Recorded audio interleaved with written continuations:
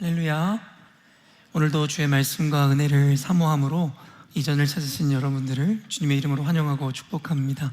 우리 앞뒤 옆분들 바라보시면서 오늘도 말씀 통해 충만한 주의 음성 들으시기를 원합니다. 이렇게 인사하겠습니다.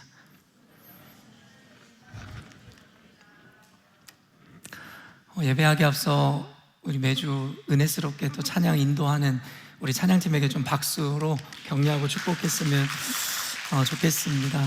매주마다 찬양팀을 통한 은혜가 더욱 커져만 가는 것 같은데요. 특별히 참 감사한 게 이게 한 성령께서 역사하고 계십니다라고 믿어지는 하나의 증거일 것인데요. 어떻게 보면 찬양 인도자와 제가 입을 맞추거나 서로 이야기한 것도 아닌데 그날의 어떤 설교에 대한 이 주제에 맞는 찬양들을 어떻게 이렇게 잘 선곡하시는지 모르겠어요. 하나님은 이 선곡하는 과정 가운데도 개입하셔서 우리 성도들에게 찬양부터 시작하여 설교에 이르기까지 모두를 통해 은혜를 허락하시고자 이런 한 마음으로 한 뜻으로 우리를 이끌어가는 것은 아닌가라는 생각이 드는데요. 오늘 특별히 이 시험에 관한 내용으로 설교를 하려고 하는데, 오늘 특별히 광야의 이끌림을 받으셔서 시험 당하시는 그 예수님의 이 모습을 묘사한 본문을 통해 시험을 이기는 그리스도인이라는 제목으로 설교를 하려고 했는데요. 마침 오늘 찬양이 또 광야라는 찬양 들으면서도 참 감사하고 은혜가 되는 순간이었습니다. 두서없지만 먼저 좀 앞당겨서 이와 같은 개념에서 좀 은혜를 나누고자 하는데요. 아마도 모두가 각자 나름대로 감당해야만 하는 어떤 시험의 과정 가운데 있을 겁니다. 그리고 그 시험은 아무 곳에서나 이루어지는 것이 아니라 우리가 이겨내기 힘든 그 광야라는 곳에서 이루어지기 마련이죠. 아무도 도와줄이 없고 일어설 힘조차도 그런 소망을 품을 수도 없는 그런 광야에서 말입니다. 근데 찬양에서도 고백하지만 여러분, 하나님께서 광야로 우리를 이끄시는데 하나님이 택하여 허락하신 자들에게만 하나님께서 주시는 그 시험이 바로 광야에서 맞이한 시험이라고 우리가 분명히 고백했죠. 여기 전제되는 게 무엇입니까? 하나님이 인도하셨고 우리를 이끌어 가시며, 또한 하나님께서 이끄셨다면 사랑하는 자녀들에게 더 좋은 것을 주시고자 하는 의도와 목적일 수밖에 없다는 것을 전제한다면, 아까도 얘기했지만 누구나 마주하고 있을 그 광야에서의 시련 혹은 시험 가운데서도 우리는 결코 그로 인해 절망하거나 좌절하거나 낭망하는 것이 아니라 그 가운데서도 희망과 소망을, 또한 더 나아가 감사를 고백할 수 있으리라 믿습니다. 그렇기 때문에 저는 여러분에게 늘 설교하거나 어떤 양육을 할 때마다 이 대전제라는 것을 먼저 가르치는데요. 여러분, 이 대전제라는 것이 굉장히 중요합니다. 이것에 대해서 우리가 분명하게 인지하고 믿음으로 고백할 때에 그것을 채우기 위해 일어나는 자잘한 사건들로 인해서 우리가 시험에 들거나 좌절하거나 실망하지 않는다는 겁니다. 그래서 늘 여러분 성경적 기준, 세계관, 이 대전제를 늘 여러분이 마음의 새기심으로 말미암아 눈에 보이거나 느껴지는 것으로 인해서 낙심하거나 좌절하지 않는 여러분 되셨으면 좋겠습니다. 성경에서 이야기하는 이 시험이라는 것은 우리 성도들과 뗄래야 뗄 수 없는 불가분의 관계라는 생각이 듭니다. 그래서 이 시험에 대한 여러 메시지들이 성경을 채우고 있는 것이 사실이죠. 그러나요, 하나님이 주도하셔서 우리를 그 시험의 길에 들어서게 하시지만, 그렇다고 해서 우리가 이 시험을 마냥 좋은 것이라고만은 생각할 수 없죠. 그렇기 때문에 우리는 시험을 통과하고 이겨내야 한다라고 우리는 개념화하는 겁니다. 그러나 교회에서 종종 이 시험이라는 것에 대해서 잘못 인용하거나 잘못 말하는 자들을 보게 되는데요. 쉬운 예가 무엇이냐면 자기가 시험에 들었다, 나 지금 시험에 들었어, 이와 같은 이야기를 하는 자들, 혹은 말은 하지 않지만 이와 같은 개념을 가지고 신앙생활하는 자들이 그렇습니다. 시험이라는 것은 하나님의 주도에 의해 마귀를 통해 이루어집니다. 이따가 설교의 논리 가운데 여러분에게 전달하게 될 것인데요, 어찌되었든지 간에 하나님은 선한 의도로 우리를 이끄시지만 결국엔 그 시험이라는 것은 우리가 이겨야 하는데 그 목적이 있습니다. 그런데 너무나 쉽게 교회에서 나 시험에 들었어 하는 자들의 그와 같은 어리석은 말과 행동과 태도를 보면 결국엔 그 시험이라는 것을 이길 생각은 없고 그것을 정당화하고 당연하게 받아들이려고 하는 그들의 악한 의도를 보게 됩니다. 한없이 자신을 피해자 코스프레하며 나 시험에 들었으니 나 건들지 마. 혹은 더 나아가서 너희들은 나한테 무조건 잘해줘야 돼. 이와 같은 의도를 품은 이런 어리석은 고백을 하는 이들을 종종 성도들로 만나게 되더라는 것이죠. 그래서 저는 저희 교회에서 엄히 경계하는 것이 무엇이냐면, 시험에 들었다, 상처받았다, 이런 말을 하지 말라는 겁니다. 상처받고 시험에 든 스스로가 어리석고 악한 존재임을 스스로가 인지하지 못하고 한없이 피해자 의식에 빠져서 자기를 돌아봐줘야 되고 돌봐줘야 된다라는 그런 개념으로 신앙생활하는 이들은 여러분 결코 하나님께 영광이 될 수 없음을 잊지 않아야겠죠. 5월은 가정의 달로 해서 시끌벅적하게 원래 교회에서 여러 가지 행사를 준비했었는데요, 이번만큼은 좀 조용하게 지나가려고 합니다. 물론 가정의 달을 맞이해서 우리가 6월 체육대회를 준비한 것은 사실이지만, 그럼에도 불구하고 우리가 행사보다는 그 의미에 대해서 좀 초점을 맞춰서 깊이 마음에 새기는 시간이 되었으면 좋겠다는 바람이 있습니다. 우리 열린문교회에서 가장 많이 듣는 표현, 개념이 가족이라는 것일 거예요. 맨날 가족 공동체, 진정한 가족이다, 이런 얘기를 너무나 많이 들으셨을 건데요, 그런데 진심입니다. 그러나 이와 같은 고백과 표현이 많아질수록 어떤 이들은 이에 대해서도 곡해하고 비난하려고 하는 이들도 혹 생겨날지 모르겠다라는 생각이 들었어요. 무슨 말이냐면, 여러분 가족 공동체라고 이야기하면서 왜 이 모양 이 꼴이냐라고 이야기하는 어떤 이들이 있을지도 모르겠어요. 당신이 가족이라고 이야기해놓고 나에게 해주는 것이 그것밖에 되지 않냐라는 그와 같은 뉘앙스에서 말입니다. 여러분에게 근데 분명하게 점검하고 이야기해주고 싶은 것은요, 가족이 되라고 강요할 생각하지 마세요. 다만 자신이 가족이 되기를 간절히 저는 소망합니다. 자신 스스로가 가족이 되지는 못하고 가족이 되라고 강요하는 것이 우리들의 어리석은, 여러분 그와 같은 고백인지도 모르겠습니다. 내가 남에게 도움을 주고 내가 남에게 힘이 되어주고 내가 남과 함께 해주는 가족이 되기를 자기 스스로가 원하거나 자신 스스로가 결단하지 못한 채로, 왜 당신은 가족이라 하면서 나에게 가족같이 되지 않습니까? 라고 가족 되기를 강요하는 이 세태와 세대를 바라보면 저는 참 안타깝습니다. 모든 것이 자신의 위주로, 자기 중심으로 해석하려고 하고 곡해하려고 하고 자기에게 유리하고 이롭도록만 만들려고 하는 악한 이들의 본성. 우리 열린문교회는 진리가 전파되어지는 교회입니다. 그리고 그 진리 앞에 능동적으로 진리에 합당한 삶을 살기로 작정하는 이들의 모임입니다. 한없이 수동적이어져서 누군가에게 도움을 요청하려고만 하지 마시고 그 도움을 주는 존재가 되어주시기를 부탁드립니다. 그때에 모두가 가족이 되려 하기 때문에 당연하게 가족 공동체를 완전히 이룰 수 있게 되는 것입니다.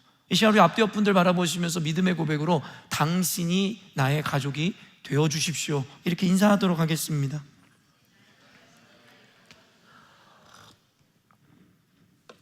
주중에 더 킹 오브 킹스라는 애니메이션을 봤거든요. 갑작스럽게 제가 오픈 투 유 모임을 변경하면서까지 우리 성도들과 함께 보아야겠다라는 생각이 들어서 무리하게 일정을 조정하여 킹 오브 킹스라는 애니메이션을 보게 되었습니다.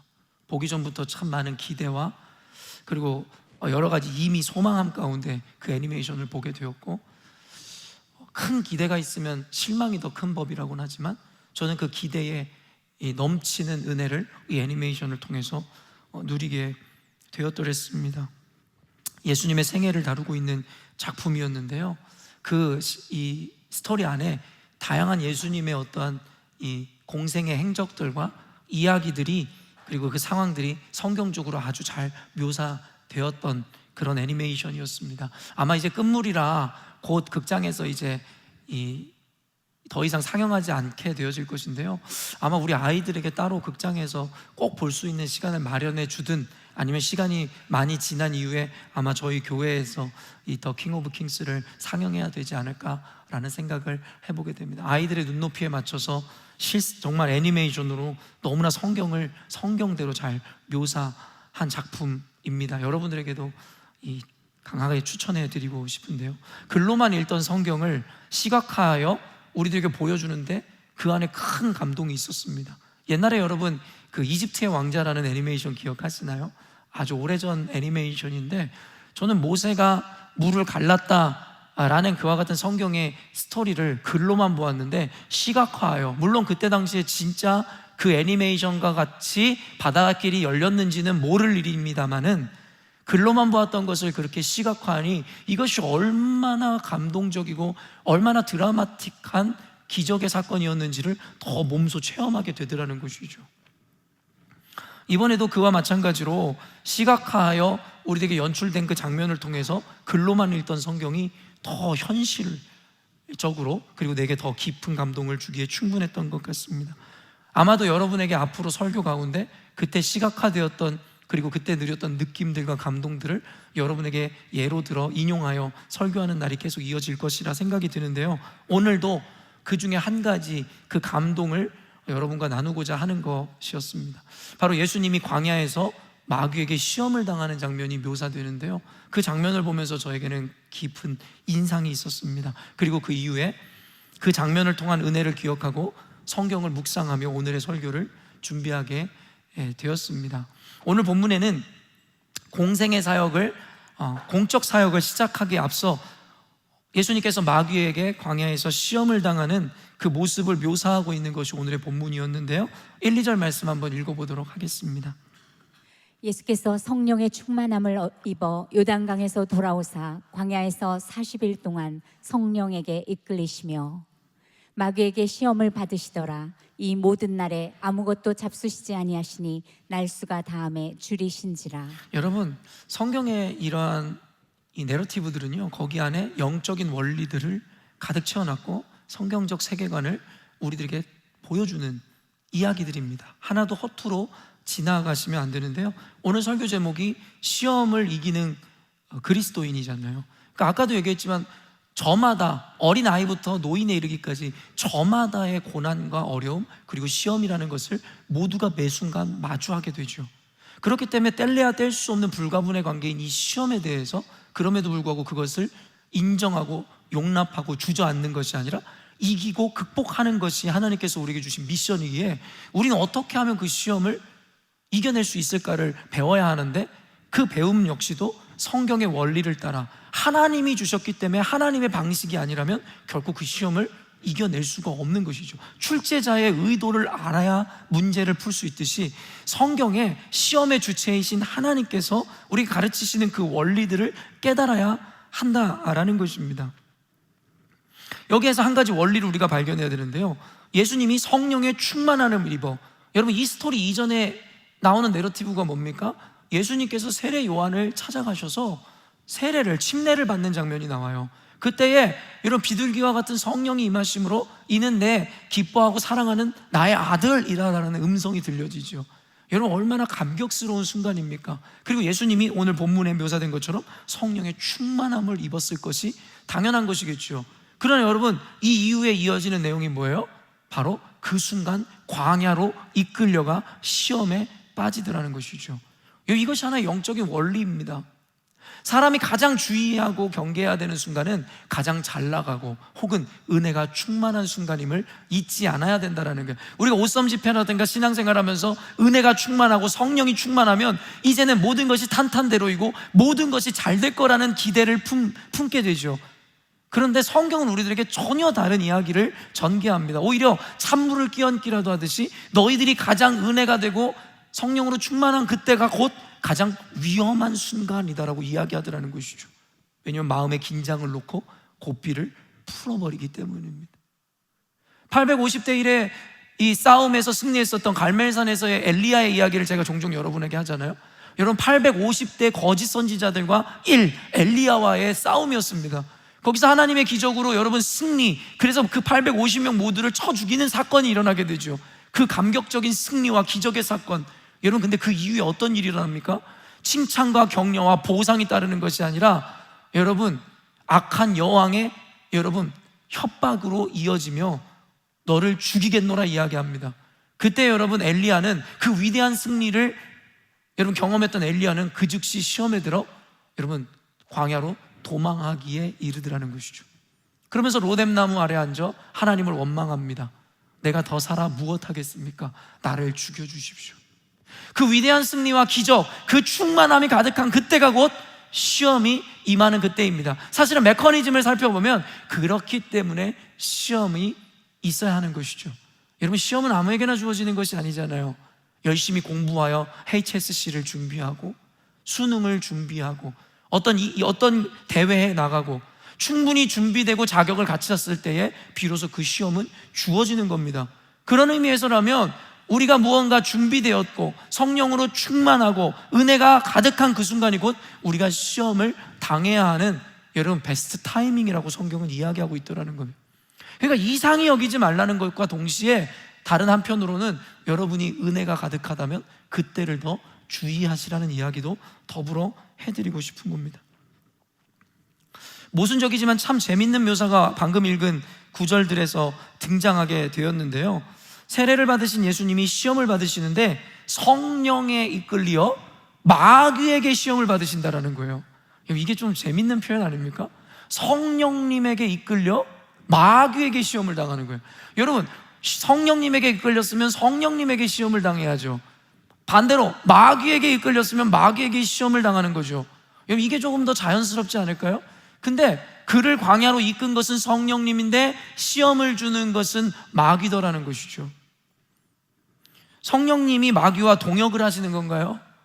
함께 지금 동역을 이루고 있는 건가요?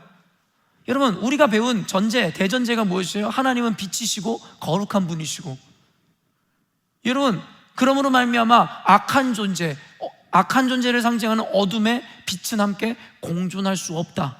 이게 대전제 아닙니까? 그래서 하나님은 악과 공존하실 수가 없는 거예요. 그거는 불가능한 거예요. 그 성질에 의해서 말입니다. 그런데 어떻게 성령님이 마귀와 동역을 하실 수 있냐라는 거예요.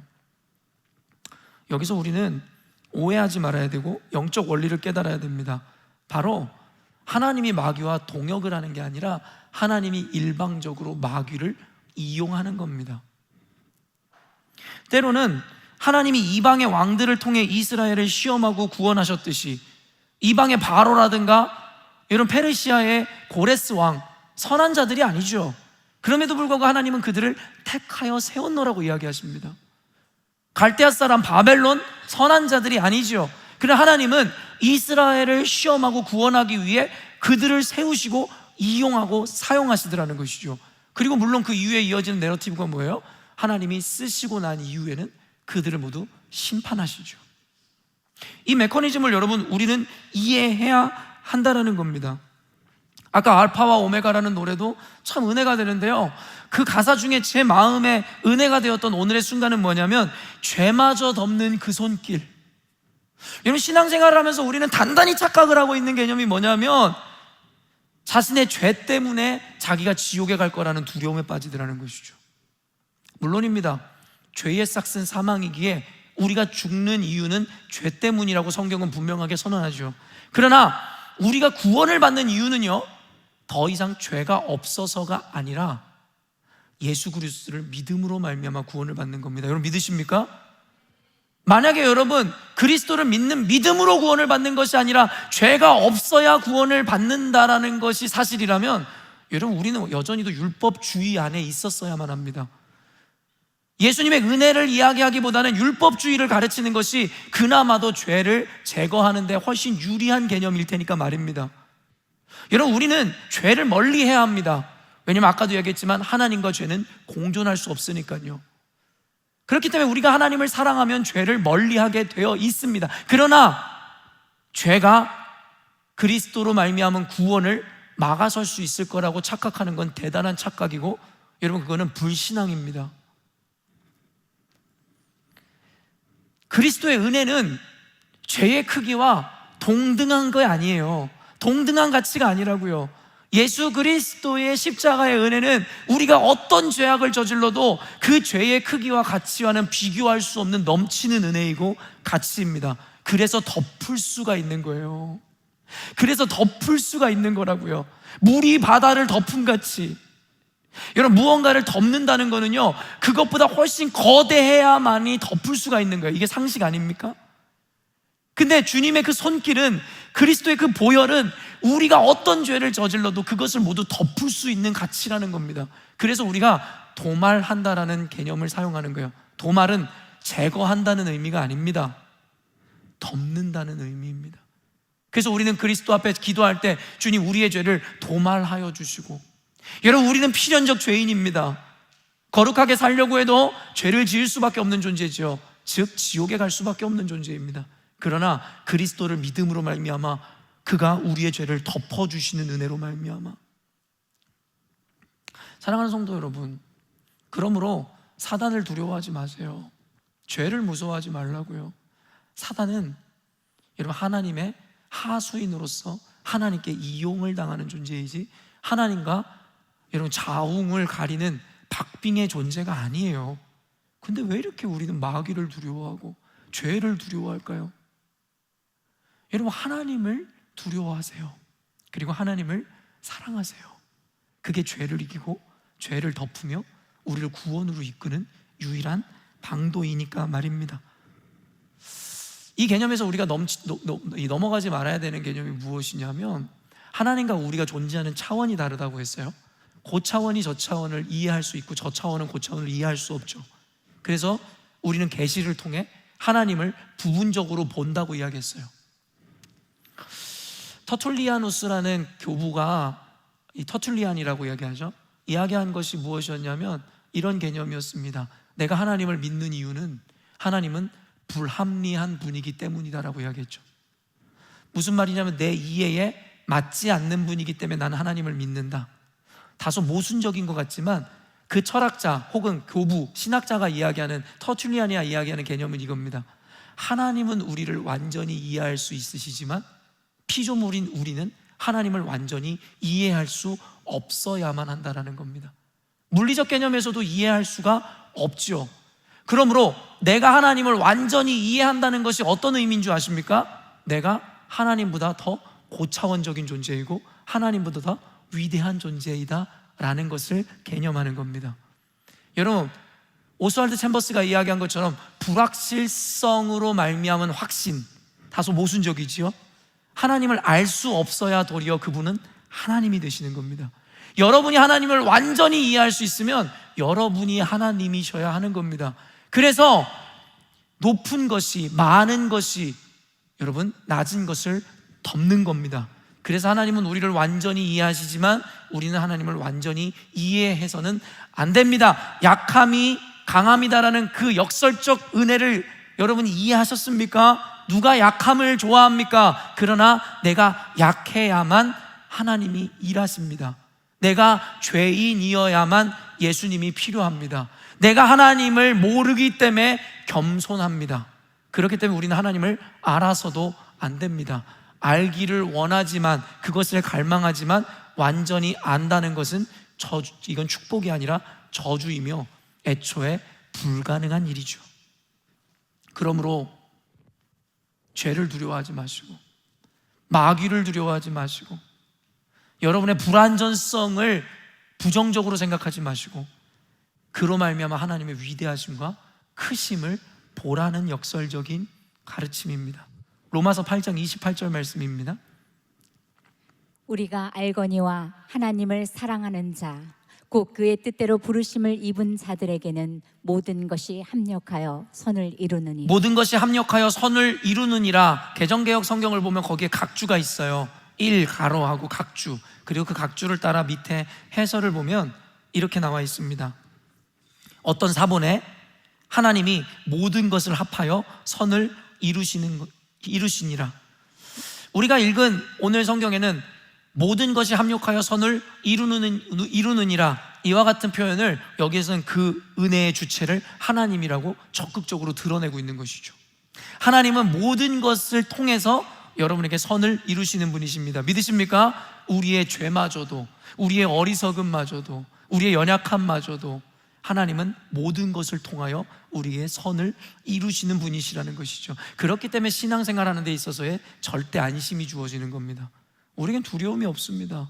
염려와 근심이 아닌 확신과 기쁨과 자신감으로 주님 앞에 나아갈 수 있는 것은 바로 이 은혜를 베푸시는 주님을 믿고 신뢰함으로 인해서라는 것이죠. 즉 선과 은혜의 주체이신 하나님이 우리 주변의 모든 것을 통하여서도 결국 우리에게 가장 선한 것을 허락하신다는 겁니다. 결국 우리 주변에 존재하는 최악을 최선으로 바꾸시는 하나님의 능력이라는 것이죠. 여러분이 지금 현실을 보는지 하나님을 보시는지, 여러분 지금 드러나는 문제를 보시는지, 아니면 하나님이 가르쳐 주시는 이와 같은 영적 원리 가운데 여러분이 삶을 살아내시는지를 점검하면 될 뿐입니다. 답은 단순합니다. 이와 같은 의미에서 우리는 시험을 크게 두 가지 형태로 구분하여 이해할 필요가 있는데요, 저는 이 시험에 대한 설교를 종종 합니다. 왜냐면 아까 말했듯이 시험은 불가분의 관계잖아요. 그래서 이 시험에 대해 가르쳐야 하기에 이 유형에 대해서 이미 들으신 분들도 있겠지만 또 들으시고 다시 새기십시오. 어떻게 크게 두 가지 형태로 구분되느냐? 첫째, 마귀가 주는 유혹을 의미합니다. 이건 성경에서 이야기하는 두 가지의 구분점입니다. 바로 마귀가 주는 시험, 바로 유혹을 의미합니다. temptation이겠죠. 그리고 그 마귀가 주는 시험의 목적이 뭐겠습니까? 당연하게도 그 대상을 넘어뜨리고 어떤 목표를 이루는 것을 포기하게 하기 위함이죠. 교회를 무너뜨리고 교회가 구원을 이루는 것을 포기하게 하기 위해서 마귀는 우리를 유혹합니다. 그것을 성경에서는 시험이라고 한국말로 번역하고 있죠. 둘째는 바로 하나님이 허락하시는 시험입니다. 이것이 바로 테스트라고 할 수 있겠죠. 우리가 학교에서 시험을 보듯이 이 목적은 뭐겠어요? 대상자를 더 높은 수준과 목표를 이루게 하기 위해 대상을 준비시키는 데 목적이 있죠. 이와 같은 개념은 신명기서에 잘 드러납니다. 아까 광야라는 찬양에서도 고백했지만, 광야에서 우리가 홀로 외로워하지만 결국엔 그 목적을 분명하게 설명하죠. 우리를 더욱더 성령으로 충만케 하심으로 우리를 준비케 하시고 우리를 그 목적의 완성을 이루는 존재로 세우시기 위해 하나님이 우리를 광야에서 테스트하신다. 이 두 가지 형태만 기억하시면 성경에 나오는 시험을 다 이해했다고 해도 과언이 아닐 것입니다. 여러분, 시험의 형태와 목적은 다릅니다. 마귀는 교회를 무너뜨리는 것이고 하나님은 교회를 살리기 위해서이니까 말입니다. 그러나 우리가 이 시험의 목적이나 형태를 구분할 필요가 없다라고 이야기했습니다. 그리고 두려워할 필요는 더더욱 없다라고 이야기했죠. 마귀가 주는 시험이든 하나님이 주는 시험이든 구분할 필요가 없다니요, 의아할 수는 있겠지만요, 이 이유에서 그렇습니다. 왜냐하면 그것이 어떤 형태와 어떤 유형의 시험이든 관계없이 무조건 우리는 그 시험을 이겨야 하기 때문입니다.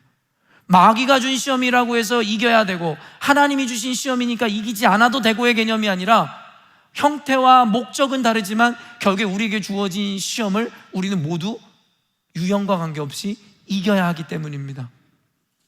그렇기 때문에 시간 낭비하지 말라는 거예요. 자기가 지금 어떤 시험에 들었어요? 이거 지금 마귀가 주는 시험이야? 아니면 이거 지금 하나님이 주는 시험이야?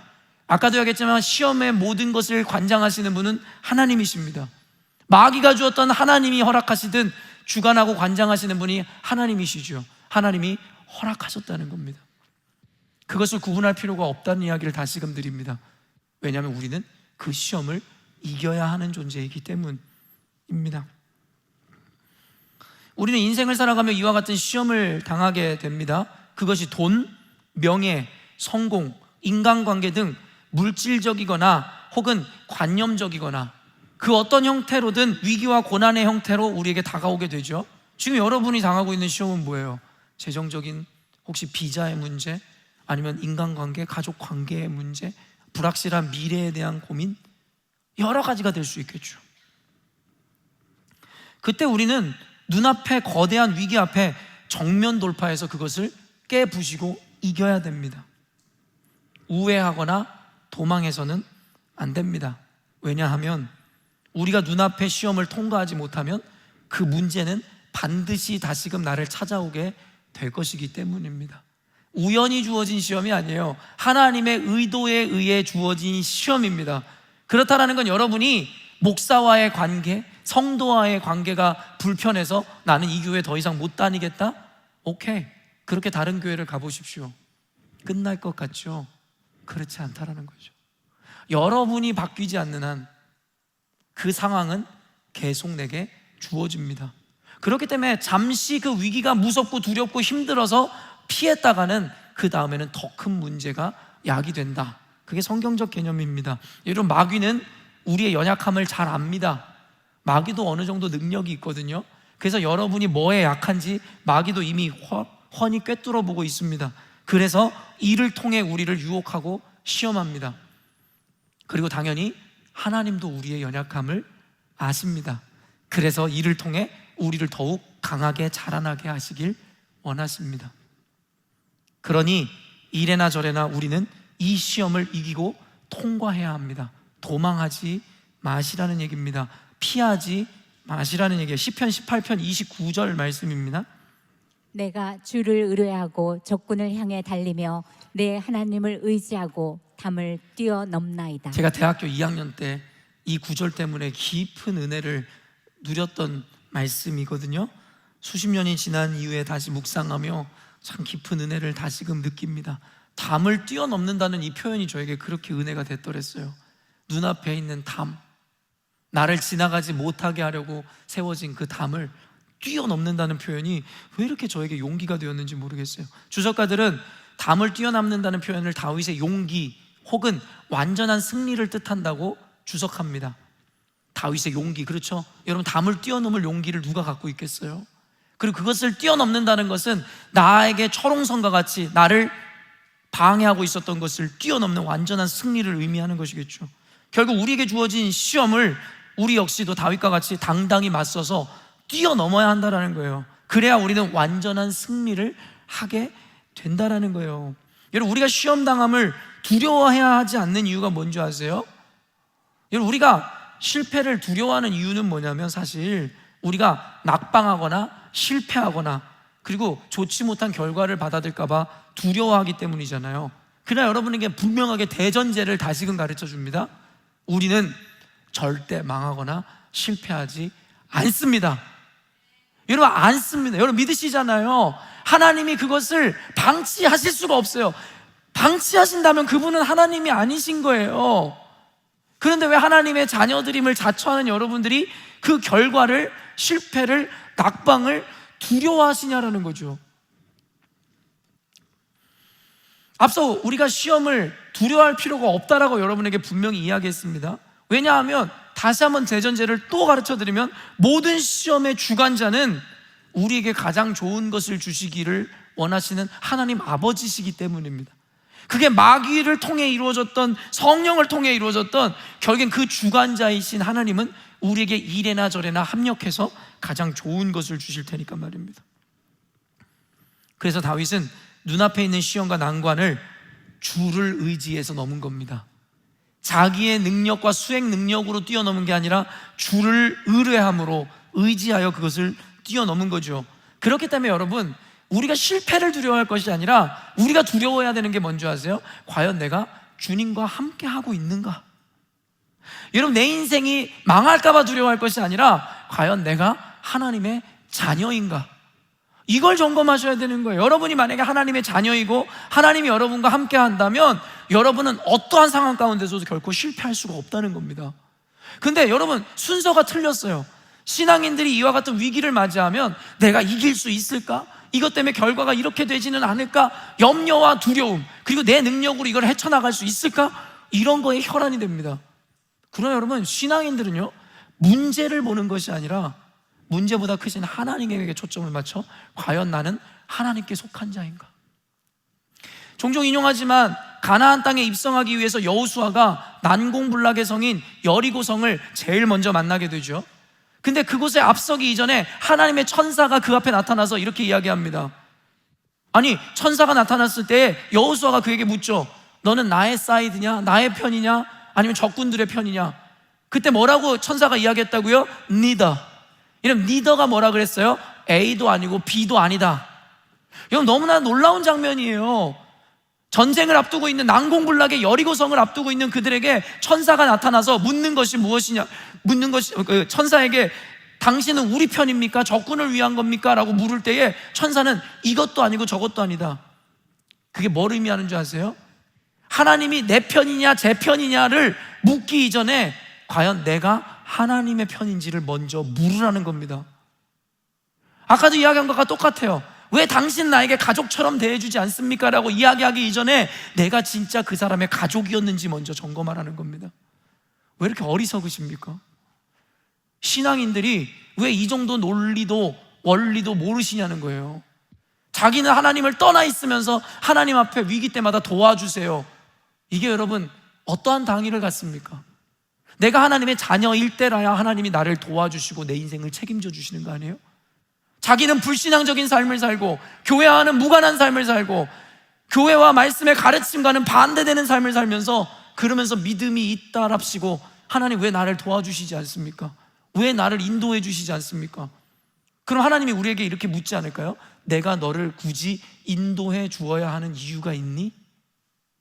지난주에도 얘기했지만 내 자식이라야 내가 대학 학비든 그 인생을 책임져 주는 이유가 생깁니다. 길에 있는 아무나를 위해서 내가 돈을 버는 건 아니지 않습니까? 근데 왜 이 간단한 원리조차도 잊은 채로 자신들 멋대로 살면서 위기 때마다는 하나님께 도와달라고 하냐는 거예요. 여러분, 하나님 앞에 베깅하지 마세요. 구걸하지 마시라는 얘기입니다. 여러분이 자녀로 살아가면 하나님 앞에 길에 있는 거지처럼 구걸하는 존재가 아니라 당연히 아버지의 도움을 얻는 존재가 되는 겁니다. 그게 그리스도인이 세상에서 당당할 수 있는 이유인 겁니다.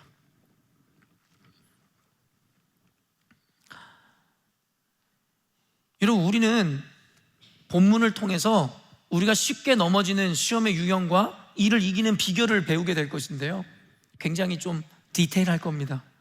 우리가 당한 모든 시험에서 승리하는 이런 그 비결을 배우게 될 것이니까 말입니다. 물론 늘 전제하지만 저는 여러분에게 답을 가르쳐 줄 겁니다. 제가 가르치는 게 아니라 성경이 가르쳐 주고 있죠. 애매모호하지 않아요. 분명한 답을 가르쳐 드릴 겁니다, 오늘도. 그러나 오늘 시험에 대해 이야기하니까 이야기하지만 아무리 선생님이 시험에 답을 가르쳐 줘도 답안지에 그 답을 적는 거는 여러분의 몫입니다. 아무리 진리의 말씀을 통해 답을 가르쳐 줘도 여러분의 삶의 그 답안지에 여러분이 답을 적지 않으신다면 여러분에게는 오늘도 무가치한 말씀이 전달되었을 뿐일 겁니다. 여러분이 어떤 존재가 될지는 여러분 스스로가 선택하십시오. 오늘 본문에 예수님이 당하신 세 가지 유형의 시험이 등장하는데요, 오늘 설교를 끝까지 다 할 수 있을지 제가 잘 모르겠는데요, 끝까지 한번 가보면서 시간을 조절해 볼게요. 첫 번째, 꼭 기억하세요. 우리의 결핍을 자극하는 시험이었다. 앞서 읽었던 바와 같이 예수님은 40일을 주야로 금식하셨어요. 여러분, 40일을 주야로 금식했다. 생물학적으로 거의 불가능에 가깝죠. 실제로 우리 주변의 목사님들 중에 예수님과 같아지고 싶다는 열망함으로 40일을 금식하신 분들이 계십니다. 기적적으로 생환하신 분들도 계시지만 안타깝게도 그 금식 기간에 돌아가신 분들도 참 많습니다. 이 40일을 금식한다는 건 그러니까는 말도 안 되는 미션, 도전일 것인데 그 예수님이 그 일을 하셨죠. 이를 통해 우리들에게 보여주시고자 하는 메시지가 있는 거죠. 굉장한 굶주림의 상태였습니다. 하루만 굶어도 우리 화가 나고 민감해지는데 40일을 굶으셨다. 예수님이 시험당하심은 당연히 하나님의 의도였고 이를 통해 우리에게 가르치시고자 하시는 의도와 목적이 있습니다. 그래서 성령이 그를 광야로 이끌었고 그를 굶주림으로 내모셨다라는 겁니다. 때로는 우리가 당하는 결핍과 고난으로 인해서 너무 서운해하지 마세요. 그게 또 다른 하나님의 은혜의 통로가 될 수도 있으니까 말입니다. 이를 통해 우리가 시험에 앞서 미리 영적 원리를 알아야 되는 것이 무엇이냐면, 시험이란 결국 우리의 결핍을 통해 주어진다. 좀 더 쉽게 풀어드릴게요. 이는 단순히 굶어서 영양실조의 상태만을 의미하는 것이 아니라, 지난주에 제가 여러분에게 언급했듯이 어려서 충분한 부모의 사랑을 받지 못한 사람들은 애정 결핍이라는 게 생기죠. 그렇다면 나중에 이가 성인이 되었을 때에 그 결핍을 가진 이에게는 이에 상응하는 시험이 다가옵니다. 이해가 되시죠? 그리고 어려서 인정을 충분히 받지 못한 이들에게는 인정 욕구에 대한 불만족이 생기게 되죠. 그래서 그 사람은 어른이 돼서 이 인정 욕구로 가득 차게 되어 결국엔 이 인정 욕구를 자극하는 시험이 옵니다.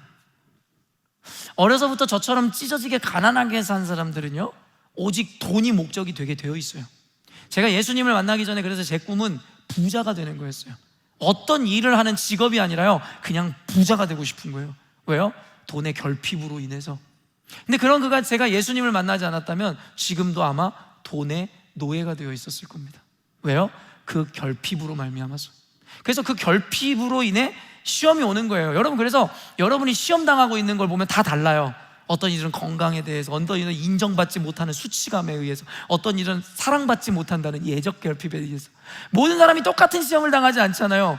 이유는 뭐냐면 각자 결핍이 다르기 때문입니다. 여러분이 만약에 그것에 완전하다면 시험을 당할 이유가 없죠. 당연한 것에 대해서 누가 시험을 합니까? 출제자가. 그게 연약함이 아닌데 마귀는 또 왜 시험하겠습니까? 당연하게 시험 받을 이유가 없다라는 거예요. 그렇기 때문에 시험이 여러분에게 다가오잖아요.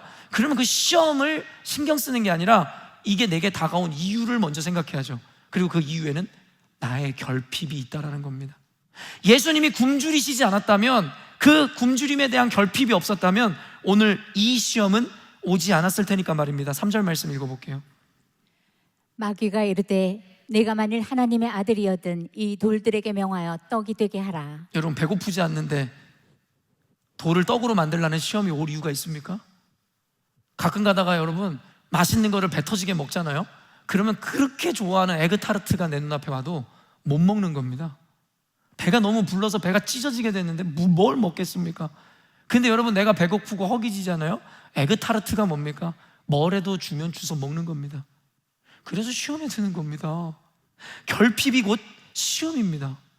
그렇기 때문에 시험을 이기기 위해서는요, 왜 내가 시험에 들었는지를 먼저 알아야 되는데, 우리는 나의 결핍을 생각하는 것이 아니라 보여지는 현상에 집중하니 그 시험을 이겨낼 수가 없고 반복되는 겁니다. 여러분, 중요한 원리를 여러분에게 오늘 처음 가르쳐 드렸어요. 모든 시험과 고난의 이유는 나의 결핍에서부터 시작된다. 그럼 남을 원망하지 마세요. 세상을 원망하지 마세요. 배우자를 탓하지 마세요. 여러분의 결핍을 여러분 속히 해결하셔야 된다는 거죠. 이 시험과 더불어서 마귀가 먼저 자극한 게 뭐예요? 그의 정체성이었습니다. 이는 예수님이 십자가에 달렸을 때의 이를 지켜보던 군중들과 더불어 좌편의 강도, 사실은 좌편인지 우편인지 몰라요. 여러분, 오늘 너는 나와 함께 낙원에 가 있으리라. 그 강도는 어느 편에 달려있는 강도예요? 여러분 모두 우편 강도라고 알고 있잖아요. 그러나 성경에는 좌편인지 우편인지에 대해서 우리가 가르치고 있지만 이게 바로 인식적 한계란 말이에요. 여러분, 우리는 사실이 아닌 걸 지금까지 사실로 받아들이잖아요. 근데 아주 근거가 없는 건 아니고요. 성경에 보면 보통 오른편에 앉고 오른쪽에 있는 것이 선한 것이고 좌편에 있는 것이 악한 것이고 잘못된 개념으로 표현됩니다. 그런 의미에서 많은 사람들이 아마 그 강도는 오른편에 있었을 것이다 라고 추측할 뿐이지 어느 쪽에 있는지는 모르지만, 이건 그냥 여러분들에게 그냥 작은 팁이고요. 결국에는 그냥 관용적으로 우리가 이해하기 때문에 좌편의 강도가 예수님을 자극하고 조롱한 것과 같다라고 여러분에게 표현해 드리는 거예요. 뭐라고 그들이 조롱했습니까? 하나님의 아들이라면 이것도 못하냐? 십자가에서 내려온지도 못하냐? 라고 비아냥거리고 조롱했죠. 여러분, 우리가 세상을 살아갈 때에도 이와 같이 동일하게 조롱을 당하죠. 너 예수 믿는다며, 전지전능하신 하나님의 아들이라며, 근데 너 이 문제도 해결하지 못해? 너 그 고통에서 벗어나지도 못해? 아니, 애초에 너를 그런 고통에 내버려 두시는데 그게 하나님이야? 우리 정체성을 걸고 넘어지죠. 너가 하나님의 아들인데 그렇게 비참한 삶을 살아? 그렇게 가난해? 여러분, 여기서 우리는 편견, 인식적 한계를 또 넘어야 됩니다. 하나님의 자녀라는 의미가 세상이 모두 내 맘대로 되어지고 인생이 탄탄대로여야 한다는 의미는 아닙니다. 왜 하나님의 자녀라는 것이 세상에서 내 만족을 다 이루는 것이다라고 착각을 합니까? 마귀가 준 시험이 이거 아니에요? 네가 하나님의 아들이거든. 배고픈데 이 돌도 떡으로 만들어봐. 그래서 먹어. 그 결핍을 채워.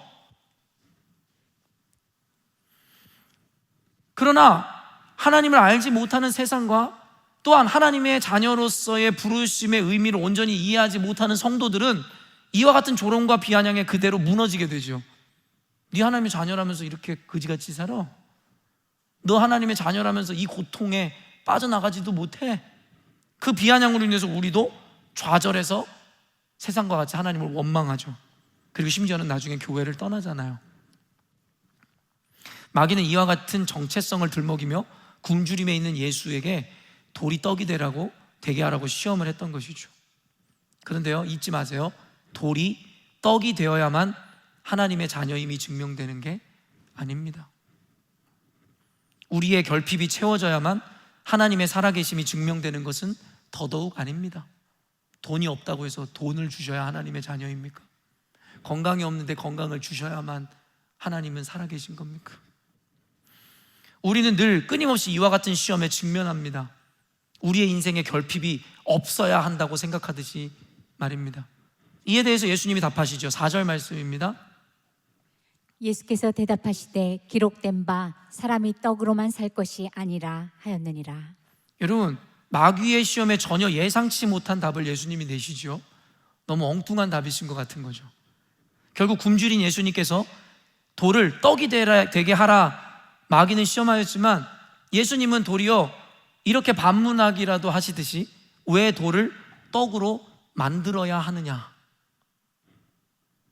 이렇게 이야기하는 거죠. 사람은 떡으로만 사는 것이 아니니라. 다른 말로 뭘로인지 아세요? 하나님의 사람은 떡으로만 사는 건 아니다. 즉 우리의 결핍과 부족이 늘 채워져야만 하는 것은 아닙니다. 만약 우리의 신앙이 이와 같은 욕구의 해소가 목적이라면 그것은 기독교 신앙이 아닙니다. 이교도들이 자신들의 만족을 위해 신을 이용하는 것과 다르지 않기 때문이죠. 역설적인 의미에서 여러분에게 다시금 가르쳐드리면, 우리는 살기 위해 하나님을 신앙하는 것이 아니에요. 도리어 죽기 위해 하나님을 신앙하는 거죠. 무언가 얻기 위해, 받기 위해 하나님을 신앙하는 게 아니에요. 놓아주고 나눠주기 위해 하나님을 신앙하는 거죠. 우리에게는 떡보다 귀한 가치가 있습니다. 먹고 사는 것보다 귀한 가치가 있습니다. 그저 먹고 사는 것 자체를 목적하지 않기에 우리는 그것을 채우기 위해 혈안되지 않아요. 돌을 떡으로 바꾸는 것에 관심이 없다라는 이야기입니다. 이것이 존재론적인 의미에서 인간이 동물과 다른 유일한 이유 아닙니까? 사람이 떡으로만 삽니까? 그럼 동물과 다를 바가 뭐가 있습니까? 우리는 그보다 더 숭고한 가치를 위해 사는 존재일 때에 비로소 인간이 되는 겁니다.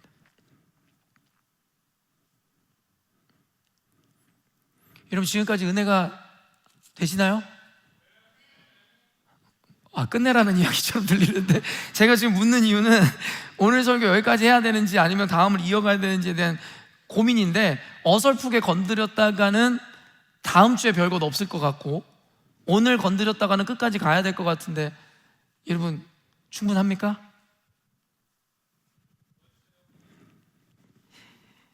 자, 그러면 목회자로서 갈등이 되는 순간인데, 여기서만 끝내도 여러분들에게 어쨌든 적용점이 많을지 모르겠네요.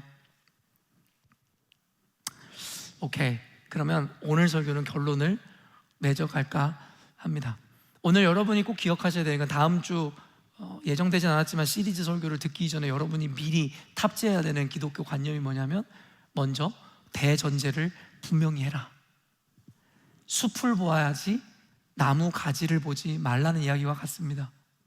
숲을 보면, 대전제를 보면 너무 쉽게 풀어지는 난제들이 많아요. 그런데 대전제를 보지 못하고 숲을 보지 못하니 우리는 눈앞에 있는 것이 큰 문제이고 미로처럼 느껴질 뿐입니다. 둘째로는, 여러분, 하나님의 목적은 너무나도 분명합니다. 그리고 하나님은 여러분에게 가장 좋은 것을 주기 위해 여러분을 광야로 의도적으로 이끄시는 겁니다. 그래서 하나님 앞에 이런 어리석은 기도하지 마세요. 왜 나를 저주하십니까? 여러분, 여러분이 아무리 자식이 밉다 한들 자식을 저주하겠습니까? 기영 형제가 다혜리가 아무리 귀찮은 때가 온다 한들 다혜리를 저주하겠습니까? 우리 광일 형제가 호윤이를 저주하겠습니까? 여러분, 성경에서 그래서 이렇게 이야기하는 거예요. 하물며 너희 육신의 아버지도 그러할진대 하늘에 계신 하나님이 너희들을 내버려 둘까 보냐, 이 믿음이 작은 자들아. 여러분도 끔찍하게 자녀들을 그렇게 사랑하는데 우리 하나님이 저와 여러분을 어떠한 사랑으로 사랑하시겠습니까? 여러분이 만약에 눈앞에 있는 시험으로 낙심하고 좌절하고 원망한다면 여러분은 아직도 그 사랑을 조금도 이해하지 못하기 때문입니다. 그렇기 때문에 우리 그리스도인들은 절대 망할 수 없다. 시험에서 절대 떨어질 수 없다입니다. 그렇기 때문에 사랑하는 성도 여러분, 시험을 당하는 것은 모두에게 너무나 당연한 것이겠으나 목적과 그 의미를 알기에 그 시험을 뛰어넘는 그 순간이 고통과 원망의 순간은 아니기를 바랍니다. 그리고 우회하지 마십시오. 도망가지 마십시오. 주를 의뢰함으로 그 시험을 분명히 뛰어넘으시기를 여러분에게 부탁드립니다. 그리고 한 가지 꼭 잊지 마세요. 여러분의 당한 시험은 여러분의 결핍으로 인해 만들어진 겁니다. 모든 이들에게 동일할 이유가 없다는 거죠. 그렇다면 그 시험을 이기기 위해서, 다시는 그 시험을 만나지 않기 위해서 결국엔 우리는 우리 안에 있는 쓴뿌리, 상처, 결핍을 먼저 도려내셔야 합니다. 암덩이가 만약에 우리의 세포에 있으면 암을 완전히 잘라내야만 합니다. 단순히 그것을 억제하고자 한다 할지라도 그것은 누룩과 같이 온몸에 퍼질 수밖에 없는 거죠. 그런 의미에서 여러분, 지금부터 여러분이 가진 결핍을 인정하시고 그리고 대면하세요. 두려워하지 마세요. 여러분, 예수 그리스도의 보혈로 인해 이미 완전히 해결함을 받은 사람들이에요. 어린 시절로 돌아가기를 두려워하지 마세요.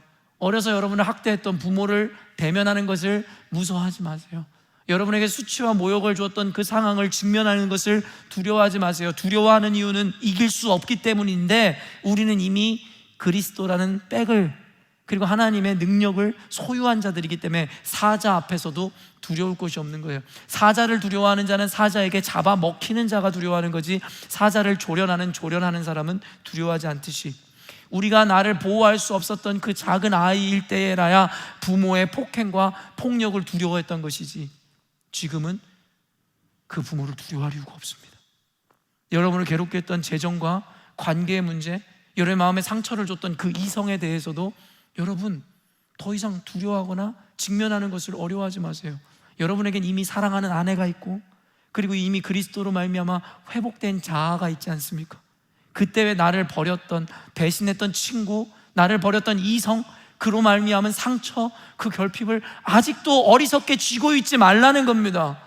예전의 아픔들, 상함들, 수치들, 모욕들 왜 아직까지도 버리지를 못하시냐는 거예요. 여러분은 완전히 뉴 크리에이션으로 본 어게인 했잖아요.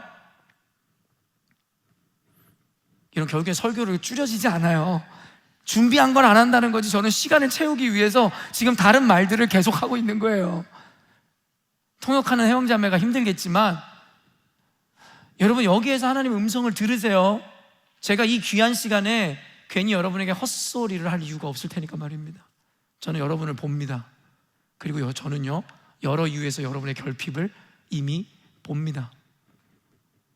여러분이 자존심만 내려놓으시면 제가 그 결핍을 다이렉트로 이야기해 줄 수도 있습니다.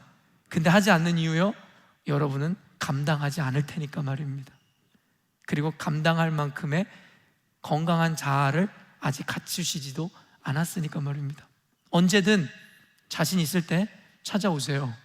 여러분의 결핍을 있는 그대로 말씀드릴 테니까 말입니다. 그런데 이렇게 묻고 싶습니다.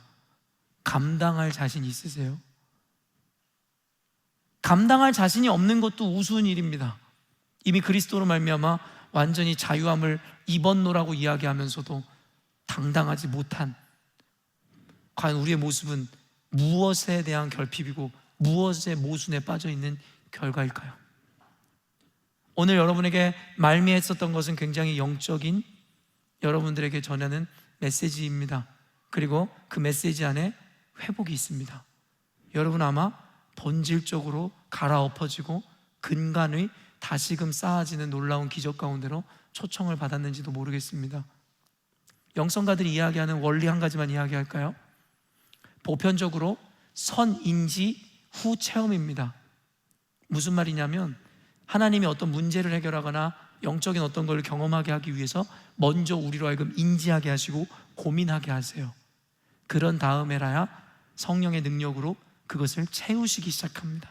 물론 보편적이지 않은 상황에 이해하기도 전에 먼저 선체험을 하는 이들이 종종 있지만 건강하기가 힘듭니다. 왜냐하면 그 체험과 그 능력의 의미를 전혀 이해하지 못하기 때문이죠. 그리고 당연한 것으로, 쉬운 것으로 여기기 때문입니다. 그렇기 때문에 여러분, 오늘 제가 여러분에게 메시지를 전하고 귀 있는 자는 들을지어다라는 말씀처럼 제가 전한 메시지의 의미를 알겠고 인정한다면 여러분에게 제가 개런티 해드릴게요. 이제 곧 성령께서 일하실 겁니다. 성령께서 여러분에게 나타나실 겁니다. 그리고 당신을 치유하기 시작할 겁니다. 이번 옷섬 집회에 그 치유의 은혜가 임하기 시작할 겁니다. 옷섬 집회 참여하기 전에 한 달 동안 여러분, 제가 전하는 메시지를 통해 준비하시면 됩니다. 인지하시면 됩니다. 인정하시면 됩니다. 그러면 되어지는 은혜는 성령께서 행하시니까 말입니다. 이번 옷섬 집회에서도 은혜의 이야기들을 제가 많이 들었는데 말하지는 않겠습니다. 여러분 개인적인 이야기고 프라이버시한 이야기일 수도 있기 때문입니다. 그러나 부정할 수 없죠. 우여곡절 끝에 참여한 옷섬 집회에서 성령께서 일하심으로 가정을 변화시키시고 여러분의 내면을 바꾸시는 것, 사람이 하는 것이 아니라 성령이 하시는 일입니다. 왜 주님의 초청을 받아들이려 하지 않으시냐라는 겁니다.